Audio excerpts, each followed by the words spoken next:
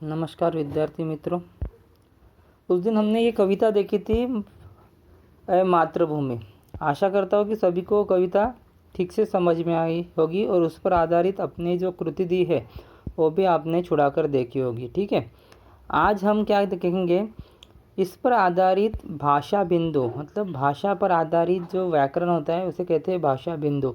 तो इस पर इन्होंने कुछ चिन्ह दिए, विराम चिन्हों के नाम लिखकर उसका वाक्य में प्रयोग करना है। ठीक है, तो उन्होंने कुछ चिन्ह दिए हैं और चिन्ह की पहले हम जानकारी लेते हैं और उसके बाद उसके कुछ उदाहरण देखते हैं और बाद में उसको आपको वाक्य में प्रयोग करना है। ठीक है, तो हम क्या करते हैं, पहले इसे देखते हैं। ठीक है, तो हम जाएंगे पीछे। विराम चिन्ह का काफ़ी हिंदी में महत्व होता है। विराम चिन्ह अगर आप देंगे नहीं तो आपकी भाषा या आप जो भी बताना चाहते हैं वो ठीक से आप बता नहीं पाएंगे। ठीक है, तो विराम चिन्ह का महत्व काफ़ी ज़्यादा होता है। तो ये जो वीडियो है हम देखेंगे विराम चिन्हों पर आधारित है। विराम यानी क्या होता है कि रुकना या विश्राम लेना, मतलब हम एक समान बोल नहीं सकते या एक समान लिख नहीं सकते। लिखते समय या बोलते समय कहीं ना कहीं हमको विश्राम लेना पड़ता है। तो वही विराम लेना है ना, आराम करना था। हम बातचीत करते समय अपनी बात पर बल देने के लिए या समझाने के लिए थोड़ी देर रुकते हैं। हम जब बातचीत भी करते हैं, आप देखे हैं, अगर हमको कुछ बोलना है, अरे इस प्रकार से, ए तू चल जब बैठ, इस प्रकार से कुछ भी हमें बोलना है, हमें किसी बात पर अगर ज़्यादा जोर देना है तो वहाँ पर हमें रुकना पड़ता है, रुकते हैं। रुकने की इस प्रक्रिया को विराम कहते हैं। मतलब लिखते समय, बोलते समय हमें रुकना ज़रूरी है। हम कंटिन्यूसली कुछ भी काम कर नहीं सकते। लिखते समय इस प्रक्रिया के लिए कुछ निश्चित चिन्हों का प्रयोग किया जाता है और लेकिन लिखते समय, बोलते समय तो इस प्रकार के चिन्ह का उपयोग नहीं करते हैं, लेकिन लिखते समय आपको इस चिन्ह का उपयोग करते हैं। आप जब भी कोई पाठ पढ़ते हैं आप देखते होंगे वहाँ पे अलग अलग विराम चिन्हों का उपयोग किया जाता है। प्रश्नसूचक हो, पूर्ण विराम हो, अल्प विराम हो, इस सब का उपयोग करते हैं क्योंकि वो भाषा उससे क्या होती है, ज़्यादा आकर्षक दिखती है और पढ़ने वालों को भी वो समझने में आसानी होती है। जैसे घोड़े को रोको मत जाने दो, यहाँ पर देखो आपने स्वल्प विराम का उपयोग किया है। घोड़ों को रोको मतलब रोको, वहाँ पे उन्होंने थोड़ा सा स्ट्रेस दिया है, मतलब भार दिया है। बाद में मत जाने दो, जाने दो के बाद उन्होंने पूर्ण विराम का वाक्य दिया है। उसके बाद घोड़ों को रोको मत जाने दो, यहाँ पर देखो उन्होंने मत पर जोर दिया है और बाद में जाने दो। तो दोनों वाक्यों में फ़र्क, अलग अलग स्थान पर विराम चिन्ह लगाने से इसका भाव एक सा नहीं रह रहा।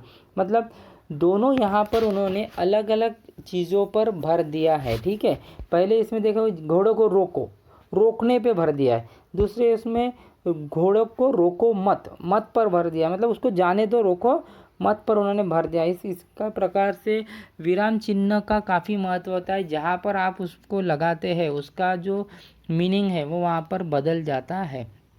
तो हम अपने टेक्स्ट बुक के अनुसार जो विराम चिन्ह है उसकी पढ़ाई करेंगे। ये मैं आपको दे दूँगा, आप इसको अपने नोटबुक में लिख लीजिए और इस पर आधारित भविष्य में, मतलब 9वीं 10वीं में भी आप जब जाएंगे तो विराम चिन्ह का हमेशा हमारी भाषा में अति महत्व रहा है।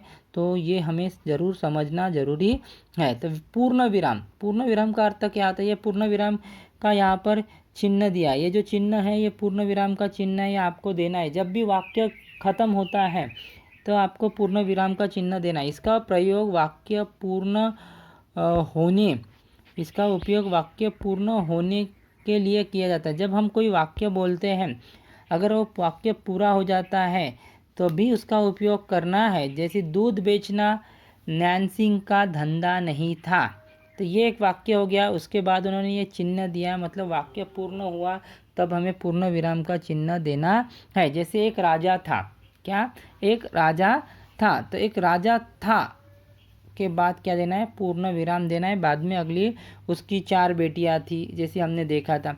तो उस प्रकार से विराम चिन्ह का काफ़ी महत्व होता है। उसके बाद दूसरा जो है वो है अल्प विराम।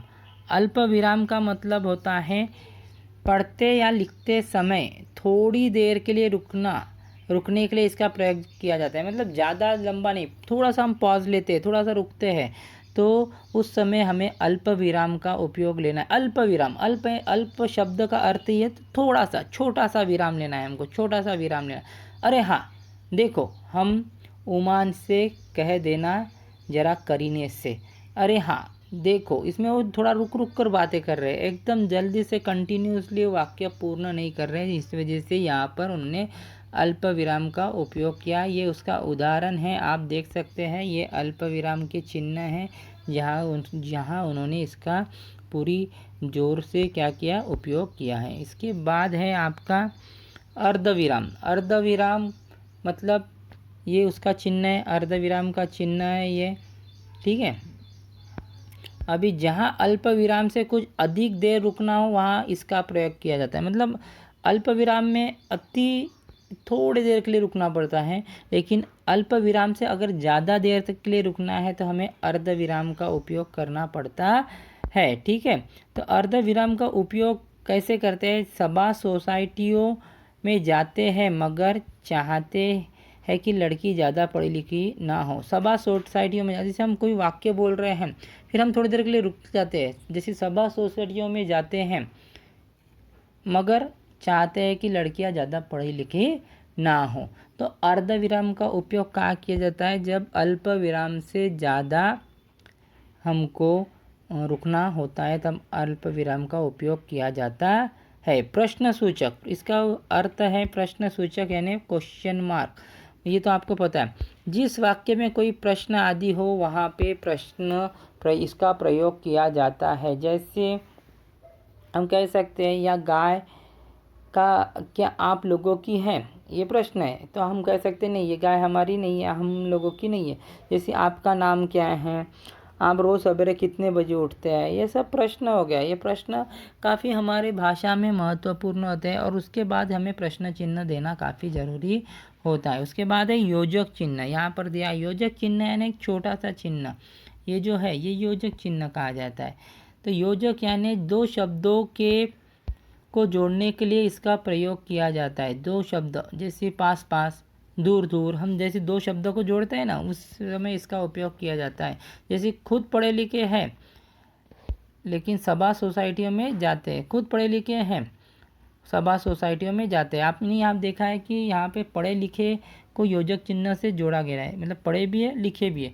उसके बाद अल्प विराम भी दिया है, मतलब उन्होंने थोड़ा सा पॉज लिया, उसके बाद वाक्य ख़त्म होने के बाद उन्होंने फिर से पूर्ण विराम का वाक्य किया।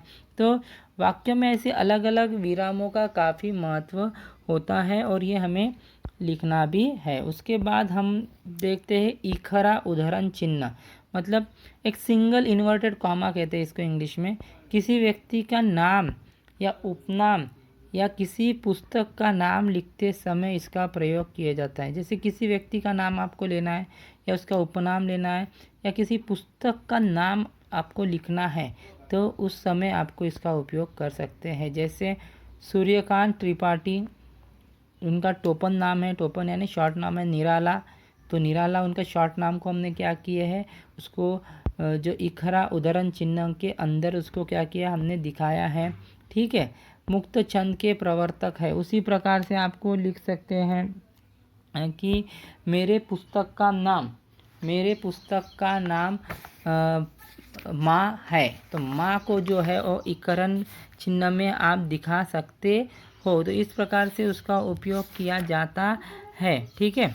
इसके बाद है दोहरा उद्धरण चिन्ह। दोहरा उद्धरण चिन्ह जब भी किसी कथन को जो के तो लिखना है वहाँ इसका प्रयोग करना है। मतलब जैसे मैंने कुछ बोला तो मैंने जो बोला है वाक्य जैसे कि वैसे लिखना है, तब इसका उपयोग किया जाता है। जैसे अभी यहाँ पर जहाँ मैं पहले ही पूछ लेता भोग क्या क्या लगेगा, तो ये मैंने जैसे कि जैसे बोला वैसे कि वैसे लिखा। इस वजह से दोनों भी वाक्य यहाँ पर देखो आप, तो मैं और यहाँ पर लगेगा, ये मैंने जैसे कि जैसे बोला उस वजह से वैसे ही लिखा है। या तुम बोल सकते हो बापू बोले, फिर कॉमा, एक हरा अवतरण चिन्ह, उसके बाद तुम ठीक हो ना, तो उन्होंने जैसी बोला उसी प्रकार से हमने उसको क्या लिए, इन्वर्टेड कॉमा में ले लिए है, दोहरे अवतरण चिन्ह में लिए है। दोहरे अवतरण में चिन्ह में वही आता है जो जैसी क्या वैसी जिसने बोला है, जिसने कथन किया है, वैसी की वैसी लिखने को